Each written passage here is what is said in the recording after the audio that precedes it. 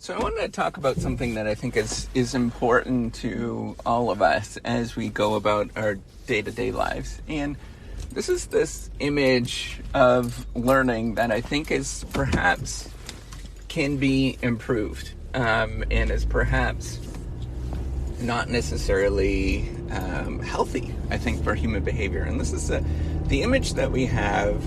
I was attending a seminar last night, and one of these persons the seminar was from somebody that was very well known in the field. And if you don't know, I studied learning, and I study how organizations learn, or how knowledge actually gets transferred within organizations. And this person was talking about learning, and we have this sort of conception of, reinforcement learning, where we are almost robotic in how we do things. So, for example, we try something, it doesn't work, and then we try something else. And we have this sort of image that we're, almost like a machine, right? Like, that's the machine learning algorithm. That's 100% machine learning algorithm. You try something, doesn't work, and then you reinforce something else.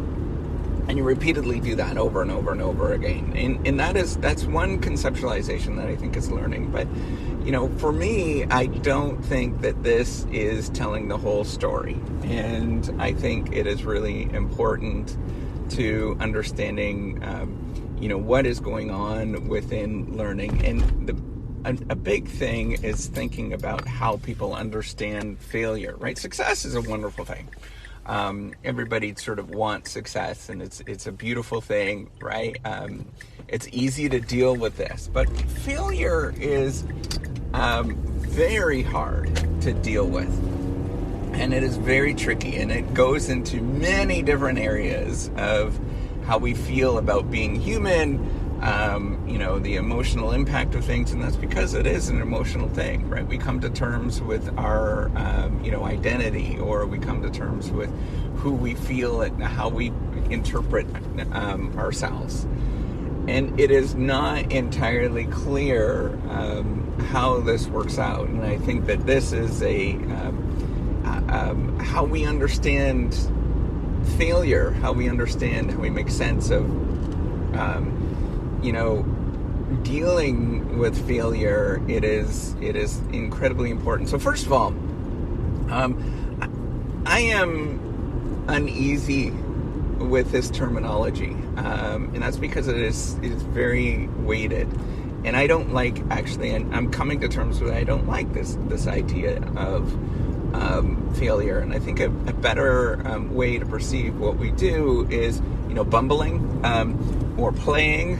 Bumbling, we're kind of bumbling around and not really knowing, what is the next thing, and we're sort of grappling at different things, terminology like that. But also the idea of play, where we're just playing with different things, and whether it works or doesn't work is not necessarily a failure. It is not something that attacks our identity, but it's something that we just simply try around and we play with, we explore, we try different things. This notion of this notion that we simply spend a lot of resources on something, whether you're a human being or whether you are an organization, a technology, whatever, and you spend a lot of resources on this thing and it doesn't work out, that is problematic, in the sense that we feel like a failure, or the interpretation is that that's not what you should be doing. You're bad, you're morally a bad person, you're problematic, you're a troublemaker, it's disgusting what you're doing. All of these things are very much tied with feelings of failure, that you shouldn't be doing this thing. And I don't like that, because I don't think that this is a healthy thing to be teaching. I don't think that is a healthy behavior to recognize, but I don't think that's how human beings actually learn, and I don't think organizations actually learn that way. People are not going to stick with something for a long time if they feel like a failure repeatedly.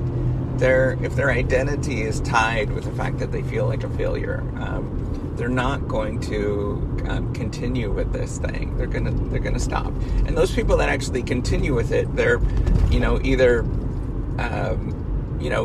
they're insane in some sort of way, right? And that they're persisting with this thing, even though it feels not great, repeatedly over and over and over again. They're somehow, that is not a definition of sanity. That they instead, or maybe that they have this extraordinary capability that they can foresee the future, and they know that they can try this over and over and over again until it actually works. The sort of Thomas Edison story, but I don't think that's most people. And I am a believer of thinking about, and I think this is where strategy research is I'm going to tell you, I think it's wrong, because it's focused on outliers. It's focused on those that are somehow spectacular. But instead, I'm more of, and this is where this whole reciprocity project comes down to, is I want to talk to ordinary. I want to talk to the average. I want to talk to people that are just kind of, that they're middle of the road. And that ordinary middle of the road is actually a more important, consequential group than those outliers. We don't need to give resources and capabilities to the organizations and the people that are already outstanding. That's not where we should focus on in sort of a population. But if you want to actually make positive change and make significant positive change, we should focus on either the middle or the lower quartiles. So ones that are really struggling and really don't know what to do, as well as the middle group that are, that they're kind of average. They're the average Joe or average Jane that everybody knows about, or whoever.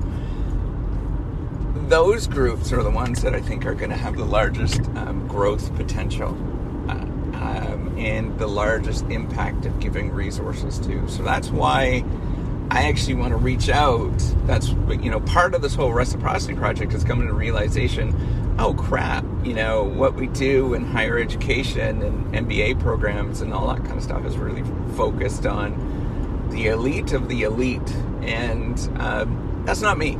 I wasn't born and raised like that, to focus on the elite. In fact, I was born the opposite, where we should, and this is my own bias, we should look down on the elite, and I don't believe that now as I've gotten older. But, these things are very important for us to sort of realize that if we want to make a positive change, we got to start thinking about failure in a different way. And we got to start thinking about learning in a different way. It's not about winning and losing and getting right and competition and all that kind of stuff, but it's really about, coming to terms with who we are as individuals and figuring out how we can best allocate our resources such that we feel fulfilled on a daily basis. It's about human fulfillment. It's about feeling like we actually matter. It's about being a greater piece of the puzzle. If you don't get those right, it doesn't matter how hard you work, you're never going to stay that long at it. You're going to give up on it.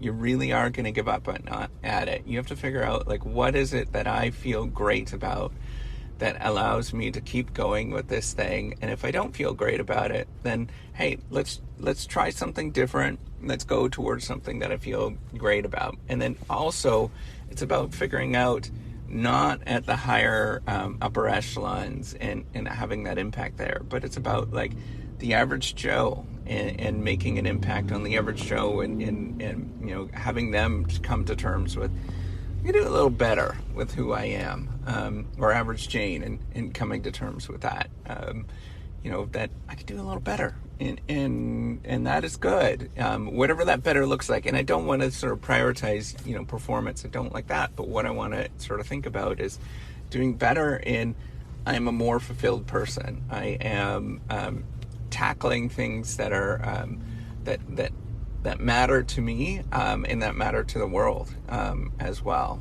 And those are really hard, and that is not at all what we teach in business school. This is really weird sort of thinking, and this is like getting to the point of almost like religiosity in some sort of sense, where we're this is the realm of morals and virtues and religious organizations and all those kind of things. But the more I've done, the more I've lived, the more I think that they were right in a lot of sense of figuring out what is my puzzle, what is the thing that I, who am I and where do I want to go? And figuring out where you fit in that piece of puzzle it's a hard thing to figure out. But also, not only that, but like thinking of, hey, I'm here and this is who I am. I'm okay with who I am. And that is okay. And that is a good thing, to be okay with who I am. Getting to those moments, it's very important. And it is the essential thing that I think has the largest impact. And that is ultimately what human beings want to do. They want to feel appreciated. They want to feel normal. They want to feel their smile counts in this world. Like, these things are really critically important to being a human being, and yet there's zero discussion of it within within business schools. It's all about like how much money we make and all those kind of things, but we don't realize that those are lagging indicators. Profitability, salaries, all those things are lagging indicators of how you feel about yourself. And what is it actually, what is the thing that I'm supposed to do? So I want you to think about that as you go, explore and play in your day-to-day. Have fun, enjoy it, smile. And those things are critically important to who we are as human beings. All right, take care and have a wonderful day.